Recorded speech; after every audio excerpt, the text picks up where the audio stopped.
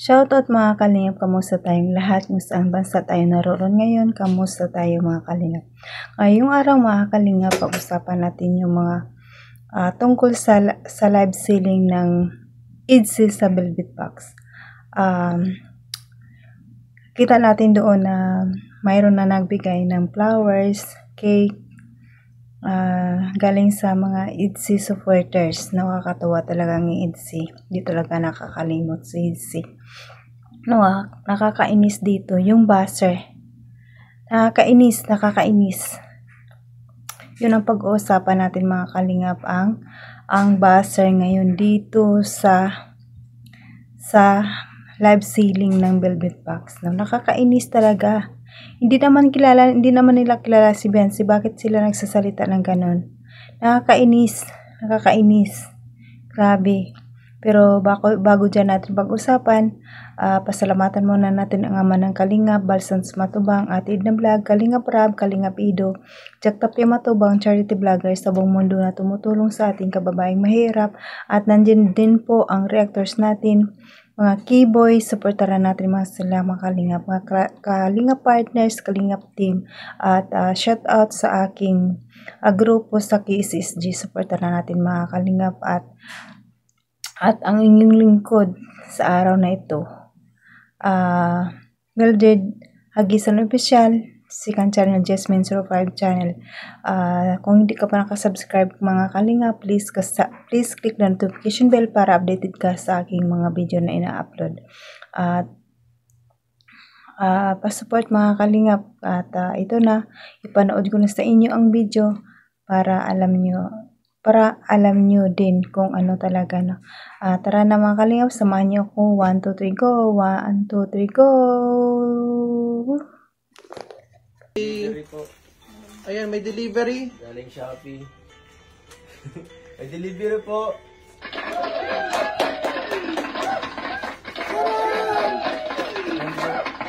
Happy Monster po. Grabe. Bigay yan ng ating mga ka-sold out, no? Ano yan? Galing yan sa mga fans ninyo sa Etsy. Salamat po. Para sa nag-iisang wife.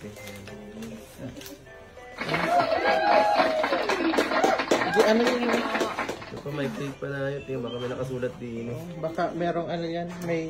Baka money cake yan. Baka ito ay maraming lalaman. Ayan, kaya. Ay, sige po. Kaya naman. Ay.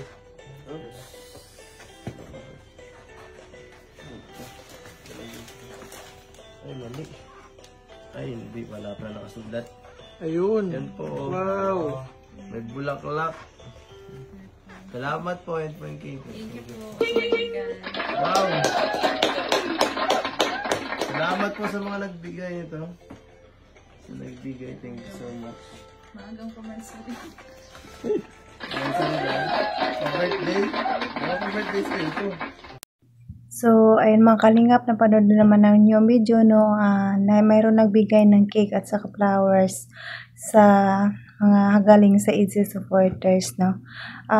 Ayun nga, nakakainis yung buzzer mga kalingap, no. Nakakainis, nakakasira ng araw, no. Ang sabi niya, Happy Mutmut Capri Pokpok Biansi. No, nakakainis guys, hindi naman niya kilala si Biansi. Bakit siya nagsasalita ng ganun? Makita ang utak niya, matanda na siya, pero bakit ganun ang utak niya, paurong? Mas mature ba si Biansi mag-isip sa kanya?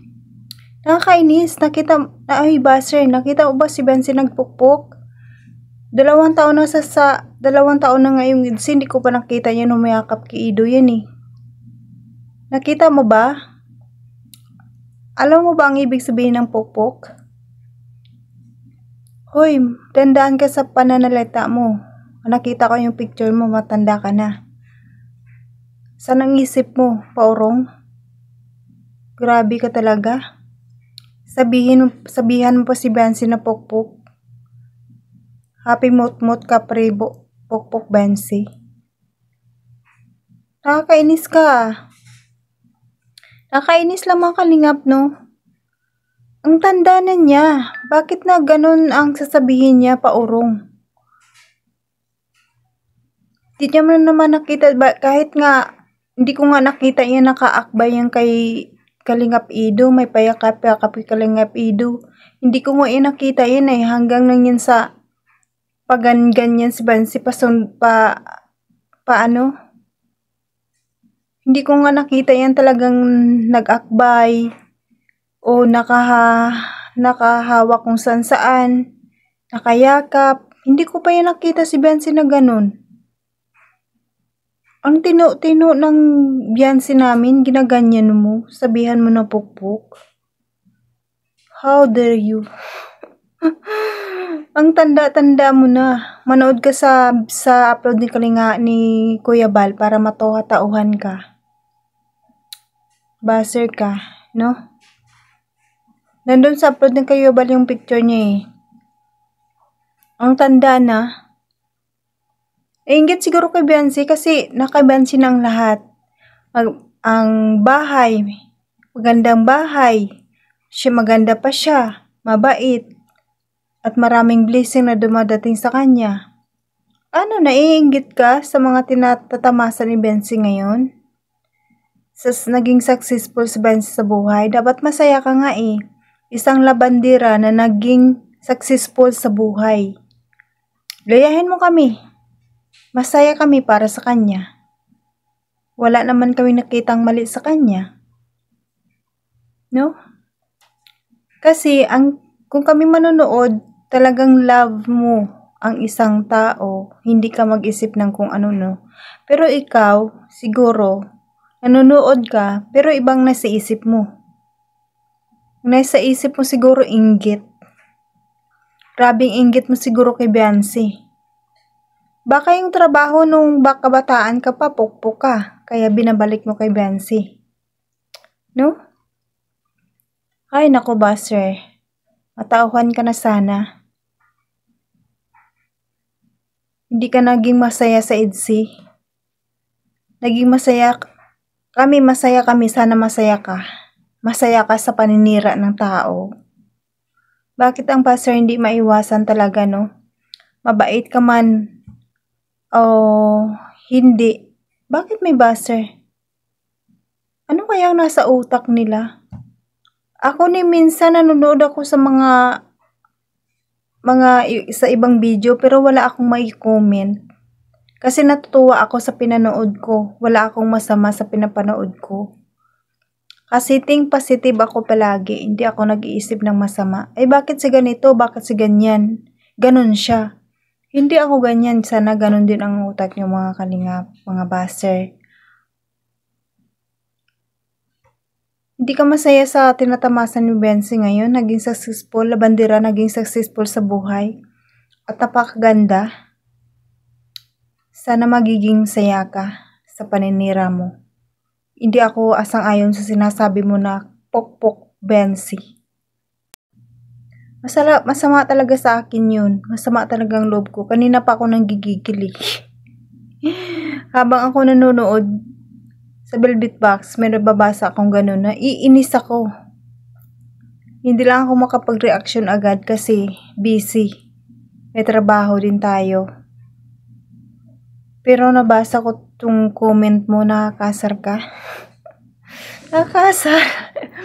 Baka ma-high blood ako ulit, baka ma-atake ako ulit sa mild stroke ako ulit. Huwag naman sana. Iniingatan ko tong puso ko. Ayaw kong ma-atake sa puso ulit. Ma-stroke ulit. Kaya sana wag naman kayo ganyan, mga kalingap. Mahalin niyo si Biansi. Mahalin niyo siya. Katulad ng pamamahal namin ng mga supporters ng EDSI. Masaya kami para sa kanya. Siguro lalong naiingit ka dun sa photoshoot. Kasi ang ganda-ganda ni Biansi doon. Nainggit ka no? Aminin mo ba, sir? Nainggit ka no kay Biansi no? Ang ganda-ganda ng dalaga namin, ginaganyan mo. Ay, nako. Masama yun. Masama mo yun. Gumawa ka ng kabutihan. Matanda ka na. Malapit ka na. Kaya sana gumawa ka ng kabutihan. Hindi ka mainggit. Iano mo sa puso mo, alisin mo yung inggit kasi yun ang kakamatay mo. Sa totoo lang, yun ang kakamatay mo, inggit. Kasi natutulog ka ng sama ng loob. Baka atakihin ka sa puso. Ay, bakit? Sana mawala ng buzzer, no? Yun nga sabi nga ng magulang ni Bensi, sana mabawasan na ang buzzer kasi ito na si Bensi. Pero bakit ikaw? Nandyan ka pa? Buhay ka pa? Mahirap manglait sa kapwa natin pero masama din naman sila eh. No? Ako pag nakapagsalita ko ng masama sa kapwa ko, nakonsensya ako. Pero kung ganyan lang naman ang sinabi ko mo kay Biancy, hindi ako makatulog niyan. So, ang hirap mga kalingap, no? May makitil ang ngulo. Ang isip natin ganyan kalagi sa ganyan lang. Nakakainis, grabe ka na. Sinabi mong pupok si Bansi. Nakita mo ba si Bensi nakayakap kay Kalingap Ido palagi? Hindi nga eh. Kung hindi pa yan sabihan ni Kalingap Ido magsandal dito sa balikat niya, hindi pa yan magsandal eh. Sa pilitan pa. Tapos sabihin mo ganyan? Ay nako. Masama yun. Ma-stroke ka niyan. Atakin ka niyan sa puso. Ay nako. Tama na ngayon sa pagdadala ko dito, baka ako ma-stroke. O hanggang dito na lang mga kalingap ang aking video. Hanggang sa susunod na ating pagkikita. Baka sana supportaran nyo pa rin ako mga kalingap. Ang iyong lingkod, Mildred Agisan Official, si Kansan Jasmine 05 channel. At pakisupport ang ating ama ng kalingap, Bal Santos Matubang, ating na vlog Kalingap Rab, at sa lahat ng mga kalingap partners. Sa kalingap team, supportaran natin mga kalingap, no? At paki-like and share mga kalingap. Kahit like lang mga kalingap para swak sa panlasa ng YouTube ito. At salamat sa lahat na nanonood. Kalingap supporters, solid supporters ng kalingap. Mga viewers, silent viewers, mga kaidsi, mga kaigsid yan. Jumcar supporters and Mikre supporters, maraming salamat sa inyo. Hanggang sa susunod muli. Bye-bye!